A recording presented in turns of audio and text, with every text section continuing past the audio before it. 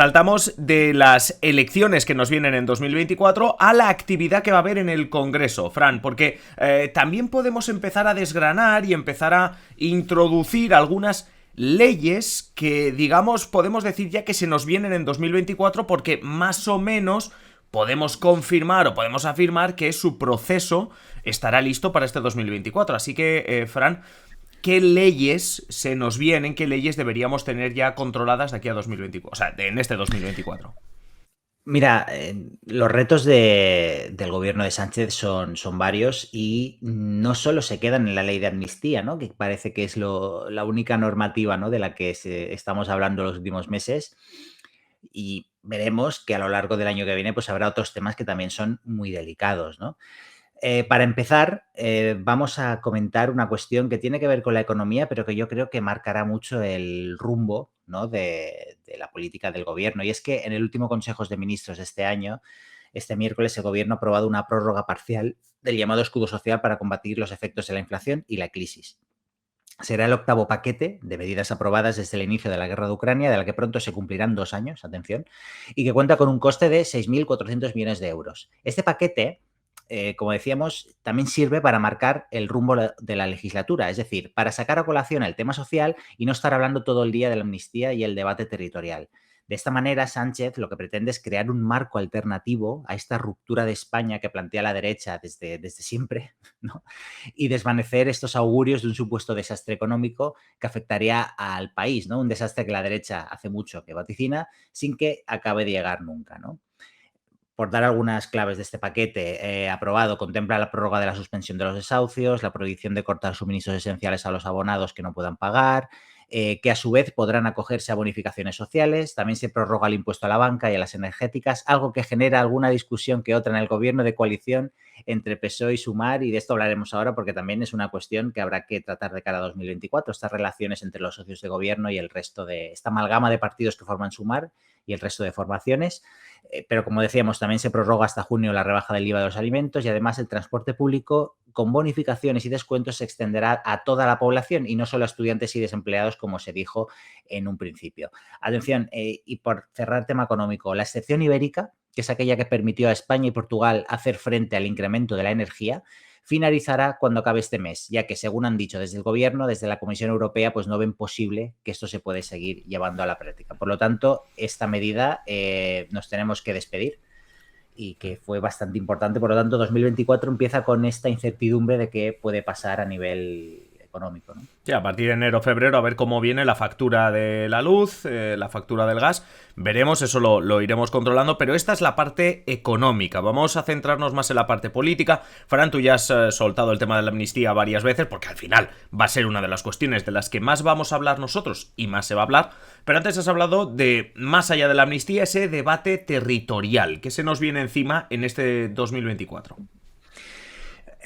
Pues es un debate complicado, ¿no? Como el de la financiación autonómica, ¿vale? Es un debate que Expansión definió hace algunas semanas como un sudoku, ¿no? Ya que hay que hacer encaje de bolillos, encajar en el mismo debate pues las aspiraciones de los diferentes territorios que forman parte de este país.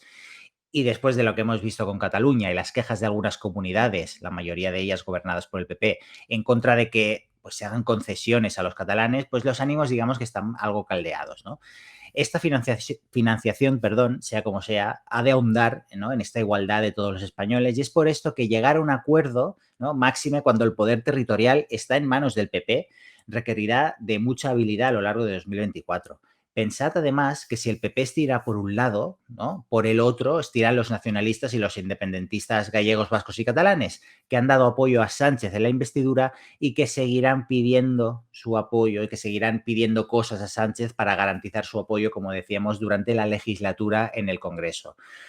Y hablando de la cuestión territorial, este 2024, ya vamos al gran tema, será sin duda el año de la amnistía, ¿no? Actualmente esta ley está en fase de enmiendas en el Congreso y este miércoles Junts, no obstante, ha dado un pequeño susto al amenazar con romper con el PSOE por el último Real Decreto aprobado por el Gobierno, que según los independentistas pone en riesgo la aplicación de la amnistía y va en contra de las competencias de Cataluña en diversas áreas, tal como dijo la portavoz de Junts, Míriam Nogueras. Sea como sea, este texto promete un año de idas y de venidas, la ley de amnistía, de vertiginosas polémicas y de declaraciones altisonantes. Y atención, con la calle todavía bastante animada. Sin ir más lejos, estos días de Navidad han vuelto a haber protestas en contra de la amnistía en la calle Ferraz.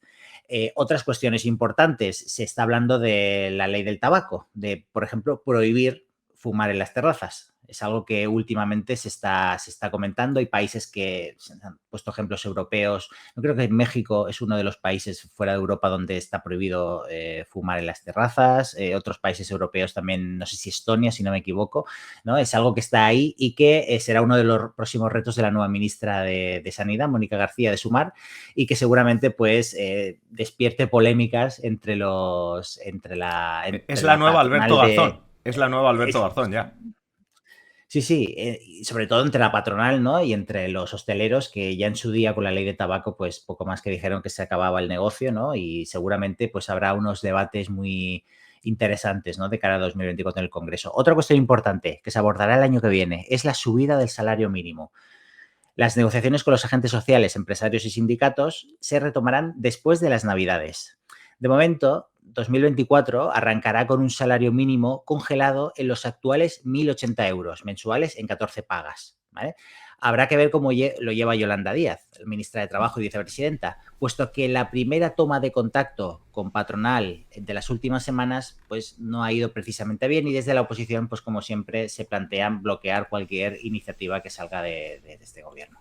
Sí, vamos, que aquí tenemos cosas que van a suceder en cuanto pasen los Reyes y otras como la amnistía que nos pueden acompañar básicamente hasta otoño mínimo, y luego veremos las repercusiones que tienen a nivel judicial. Esto por lo que, digamos, va a pasar por el Congreso, pero hay cuestiones políticas que no tienen por qué pasar por el Congreso, pero que nos van a dar muchos minutos y horas de polémica e incluso, evidentemente, de temas aquí en el podcast. 2024 a nivel de polémicas, enfrentamientos políticos, no sé cómo llamarlo, Fran, pero ¿qué nos depara?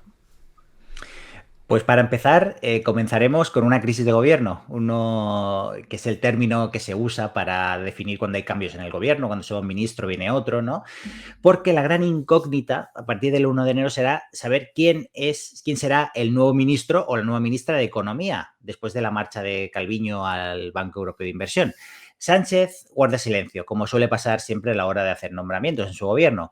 Y en el momento en que publicamos el podcast, Pedro Sánchez aún no había anunciado pues, quién es el elegido.